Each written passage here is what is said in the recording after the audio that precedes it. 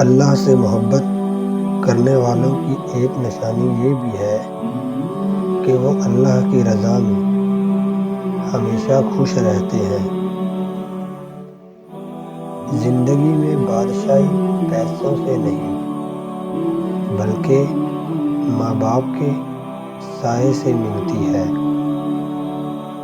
بہت خوبصورت رشتہ ہے میرا اور اللہ کا، زیادہ میں مانگتا نہیں، کم وہ دیتا نہیں ہے۔ اللہ تعالیٰ اپنے بندوں کو آزماتا ضرور ہے لیکن ٹھکراتا کبھی نہیں۔ کبھی معراج، کبھی شب برات تو کبھی شب قدر دیتا ہے۔ کتنا مہربان ہے میرا رب، بخشنے کے ہزار وسیلے بنا دیتا ہے۔ موت نے زندگی سے پوچھا، ہر کوئی تم سے محبت اور مجھ سے نفرت کیوں کرتا ہے؟ زندگی نے جواب دیا، کیونکہ میں ایک خوبصورت جھوٹ ہوں اور تم ایک تکلیف دہ سچ۔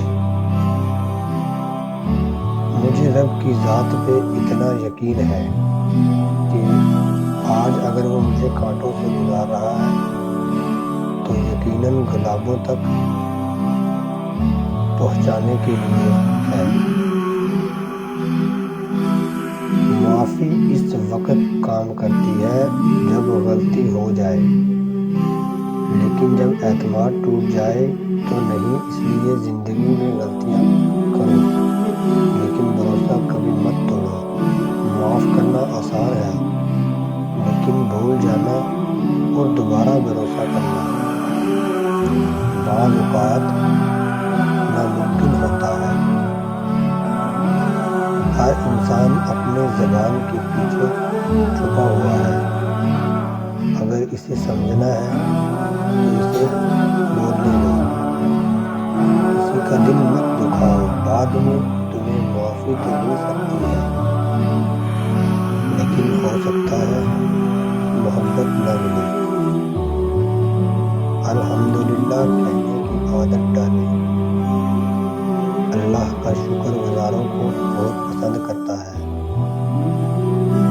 حضرت ابن عباس رضی اللہ تعالیٰ عنہ سے روایت ہے کہ رسول اللہ صلی اللہ علیہ وسلم نے فرمایا، جو شخص اللہ کی رضا کے لیے ایک دن کا اعتکاف کرتا ہے، اللہ تعالیٰ اس کے لیے اور جہنم کے درمیان 3 خندقوں آڑ بنا دے گا۔